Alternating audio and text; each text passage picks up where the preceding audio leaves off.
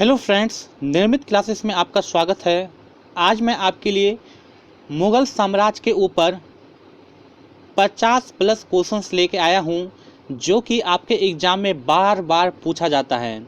मुग़ल साम्राज्य से कोई भी क्वेश्चंस आता है तो इनमें से ही आपको क्वेश्चंस देखने को मिलेगा। आप प्रीवियस ईयर का कोई भी क्वेश्चंस देखिए और ये वीडियो आप पूरा देखिए, वो क्वेश्चंस आपका ज़रूर से ज़रूर मिल जाएगा। और यहाँ पे मैंने वही सारा क्वेश्चन शामिल किया है जो कि आपके एग्ज़ाम में बार बार पूछा जाता है। टोटल यहाँ पे 55 क्वेश्चंस है। इस 55 क्वेश्चंस को अगर आप पढ़ लेते हैं तो समझ लीजिए कि आपका मुग़ल साम्राज्य अच्छी तरह से ख़त्म हो जाएगा। बस आप इसको याद रखना है। तो चलिए स्टार्ट करते हैं। और ये आपके एग्ज़ाम में बहुत बार पूछा जाता है, मुग़ल साम्राज्य के ऊपर क्वेश्चंस खासकर रेलवे एनटीपीसी के एग्ज़ाम में पूछा जाता है। तो चलिए स्टार्ट करते हैं। और वीडियो अगर अच्छा लगे तो चैनल को ज़रूर से ज़रूर सब्सक्राइब कर लें। यहाँ पे सभी टॉपिक पे आपके लिए क्वेश्चंस लाया जाता है और उसको आप पढ़ते रहें। और वीडियो को लाइक भी ज़रूर करें अगर पसंद आए तो, और कमेंट भी ज़रूर करें। चलिए देखते हैं और आप ध्यान से देखते जाइए, साथ में याद भी करते चलिए। पहला क्वेश्चन है मुग़ल साम्राज्य के ऊपर कि मुग़ल वंश का संस्थापक कौन था। तो सभी को याद रखना है कि मुग़ल वंश का जो संस्थापक था वो था बाबर।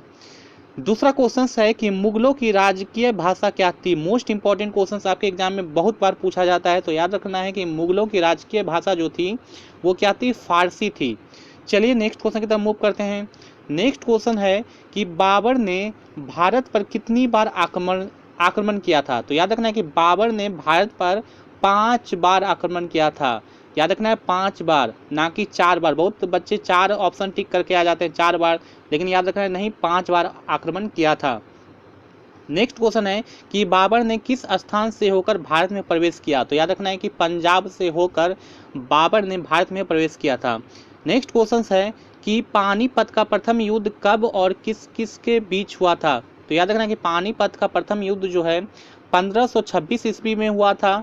किसके बीच, बाबर और इब्राहिम लोदी के बीच हुआ था। नेक्स्ट क्वेश्चन है कि बाबर ने अपनी आत्मकथा किस पुस्तक में लिखी थी। याद रखना है बाबर ने अपनी आत्मकथा जो है वो बाबरनामा में लिखी थी। ये पुस्तक का नाम है बाबरनामा, और इसको किसने लिखा है, खुद बाबर ने ही लिखा है। नेक्स्ट क्वेश्चन है कि बाबर ने अपनी आत्मकथा किस भाषा में लिखी थी। ये भी क्वेश्चन आपके एग्जाम में पूछा जाता है। तो याद रखना है कि बाबर ने जो अपनी आत्मकथा यानी कि बाबरनामा लिखी थी वो किस भाषा में, तुर्की भाषा में लिखा था। चलिए नेक्स्ट क्वेश्चन की तरफ बढ़ते हैं। सारा क्वेश्चंस इंपॉर्टेंट है, आपको याद भी करते चलना है। इसी टाइप का क्वेश्चंस आपके एग्जाम में बार बार पूछा जाता है मुग़ल वंश से। चलिए नेक्स्ट है कि बाबरनामा का फारसी में अनुवाद किसने किया था। तो याद रखना है कि बाबरनामा का जो फारसी में अनुवाद किया था वो किया था अब्दुल रहीम खान ए खाना ने। मोस्ट इंपॉर्टेंट क्वेश्चन है, इसको आपको याद रखना है। नेक्स्ट क्वेश्चन है कि खानवा का युद्ध कब और किसके बीच लड़ा गया। याद रखना है कि खानवा का जो युद्ध लड़ा गया वो लड़ा गया 1527 ईस्वी में। किसके बीच, तो राणा सांगा और बाबर के बीच लड़ा गया था। चलिए नेक्स्ट क्वेश्चन की तरफ मूव करते हैं। नेक्स्ट क्वेश्चन है कि कौन सा बादशाह अपनी उदारता के कारण कलंदर के नाम से प्रसिद्ध था। याद रखना है कि बाबर जो थे अपनी उदारता के कारण किस नाम से, तो कलंदर के नाम से प्रसिद्ध थे। नेक्स्ट क्वेश्चन है कि चौसा का युद्ध कब और किस किस के बीच हुआ था। तो याद रखना है कि ये चौसा के युद्ध जो है वो 1539 ईस्वी में हुआ था। शेर शाह सूरी और हुमायूं के बीच में हुआ था, ये भी आपको याद रखना है। चलिए नेक्स्ट क्वेश्चन की तरफ बढ़ते हैं। नेक्स्ट क्वेश्चन है कि किस मुगल शासक ने 2 बार शासन किया। तो याद रखना है कि हुमायूं जो थे वो 2 बार शासन किए थे। उसके बाद हुमायूं नामा की रचना किसने की थी। तो याद रखना है कि हुमायूं के ऊपर जो हुमायूं नामा बुक लिखी गई थी उसका रचना जो है गुलबदन बेगम ने किया था।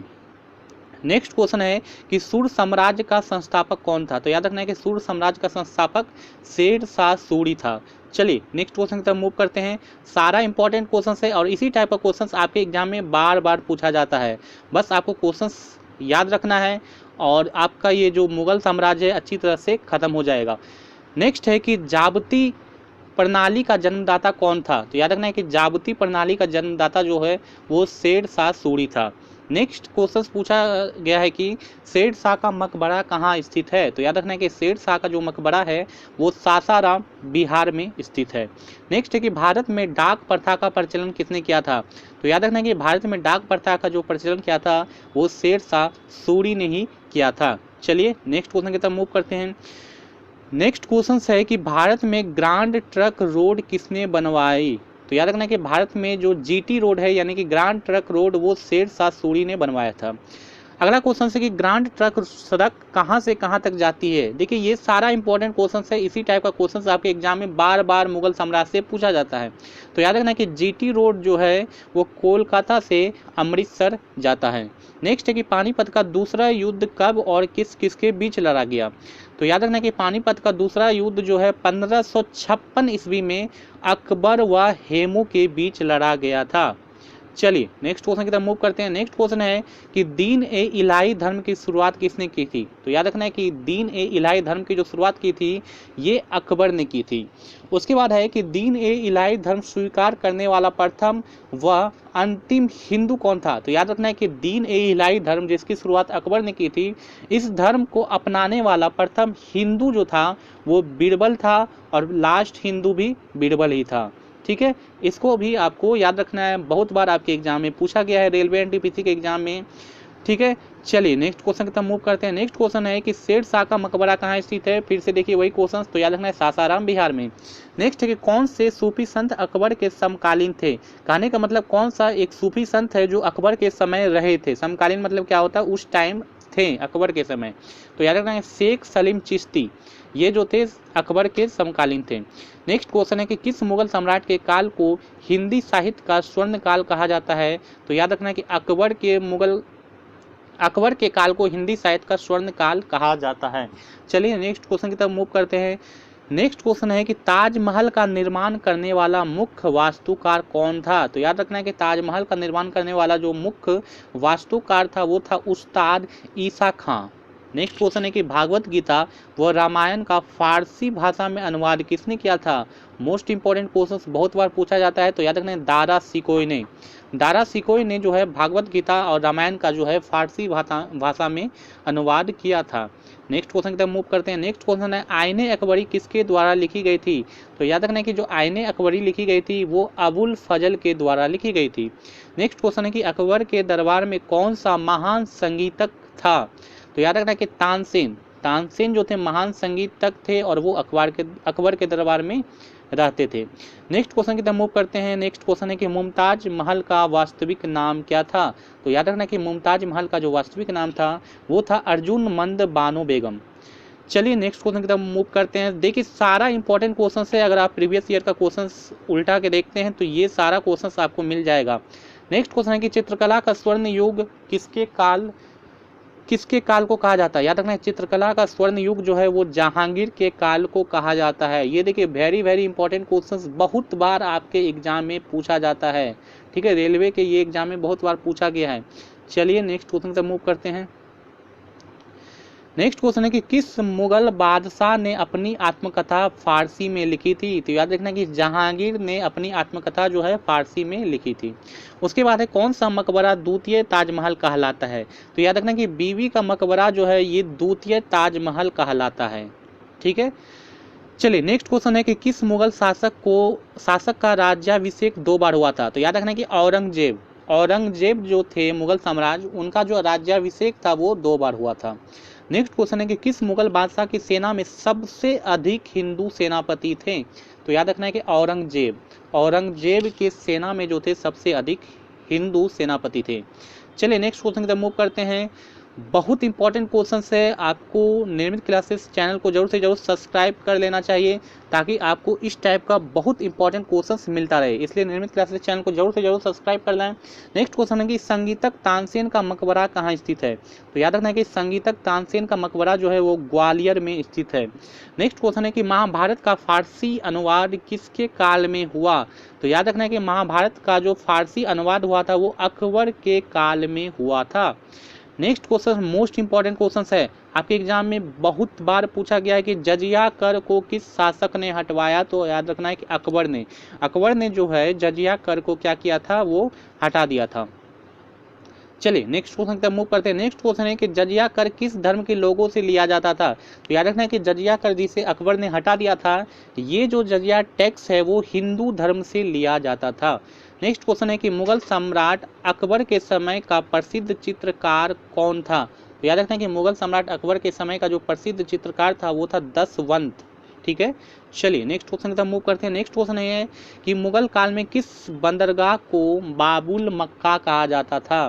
तो याद रखना है कि सूरत के बंदरगाह को क्या कहा जाता था? बाबुल का मक्का कहा जाता था।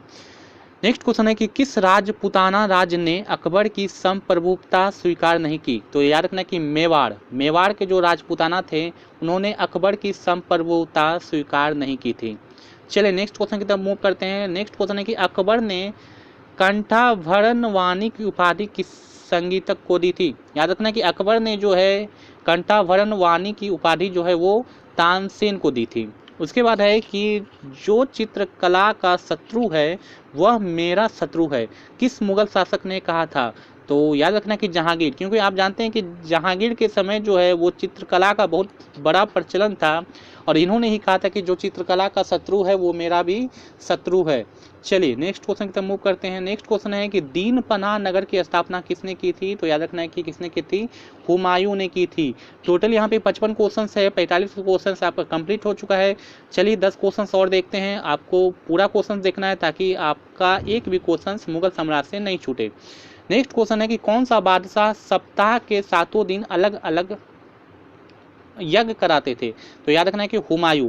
नेक्स्ट क्वेश्चन है कि फतेहपुर सीकरी में बुलंद दरवाजे का निर्माण किसने कराया था? तो याद रखना है कि फतेहपुर सीकरी में जो बुलंद दरवाजे का निर्माण है वो अकबर ने करवाया था। नेक्स्ट क्वेश्चन है कि दास प्रथा का अंत कब और किसने किया? तो याद रखना कि दास प्रथा का जो अंत है वो 1562 ईस्वी में अकबर ने किया था। उसके बाद याद रखना है कि किसने निसार नामक सिक्के का प्रचलन किया था? याद रखना है कि निसार नामक सिक्के का जो प्रचलन है वो जहांगीर ने करवाया था। ठीक है, इन्हीं के शासनकाल में ये सिक्का चला था।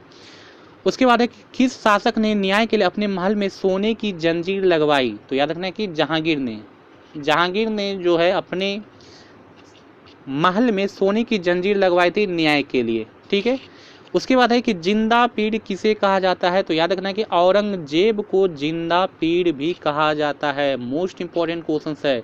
चलिए नेक्स्ट क्वेश्चन की तरफ मूव करते हैं। नेक्स्ट क्वेश्चन है कि किस शासक ने इस्लाम ना अपनाने के कारण गुरु तेग बहादुर की हत्या करवा दी थी? तो याद रखना है कि औरंगजेब जो मुगल साम्राज्य थे, मुगल मतलब कि राजा थे, उन्होंने क्या किया था कि इस्लाम ना अपनाने के कारण गुरु तेग बहादुर की क्या करवा दी थी? हत्या करवा दी थी। चलिए नेक्स्ट क्वेश्चन की तरफ मूव करते हैं फटाफट। देखिए नेक्स्ट क्वेश्चन है कि किसे शासन ने अपने पिता को कैद में डाल दिया था? मतलब किसके शासन कौन से शासक थे जो अपने पिता को कैद में डाल दिए थे? तो याद रखना औरंगजेब ने अपने ही पिता को क्या कर दिया था? कैद में डाल दिया था, कैद खाने में। उसके बाद है कि औरंगजेब गद्दी पर बैठने से पहले किस स्थान का गवर्नर था? तो याद रखना है कि औरंगजेब जब गद्दी पर बैठे थे उसके पहले जो ढक्कन के गवर्नर थे, ठीक है, ढक्कन एक जगह था, वहाँ के वो गवर्नर थे। चलिए नेक्स्ट क्वेश्चन और ये लास्ट क्वेश्चन है। 55 क्वेश्चन यहाँ पे आपका कंप्लीट होता है। अंतिम सम्राट यानी कि अंतिम मुगल सम्राट कौन था? तो याद रखना है कि अंतिम जो मुगल सम्राट था वो कौन था? बहादुर शाह था। ठीक है, बहादुर शाह द्वितीय भी इनको बोला जाता है, तो ये भी आपको नाम याद रखना है। तो ये आपका यहाँ पे 55 प्लस क्वेश्चंस यहाँ पे खत्म हो चुका है और इतना ही क्वेश्चंस आपके एग्जाम में पूछा जाता है मुगल सम्राट से। अगर आप इतना क्वेश्चंस याद रखते हैं तो नेक्स्ट कोई भी मुगल सम्राट से क्वेश्चंस आएगा तो उसको डेफिनेटली आप करके आइएगा। तो आपको आज का वीडियो कैसा लगा जरूर से जरूर बताइए कमेंट बॉक्स में। अगर पसंद आए तो वीडियो को लाइक जरूर करें, शेयर जरूर करें और अगर आप इस चैनल पे नए हैं तो चैनल को जरूर से जरूर सब्सक्राइब कर लें ताकि और भी टॉपिक्स पे आपको वीडियो मिलता रहे। Thank you.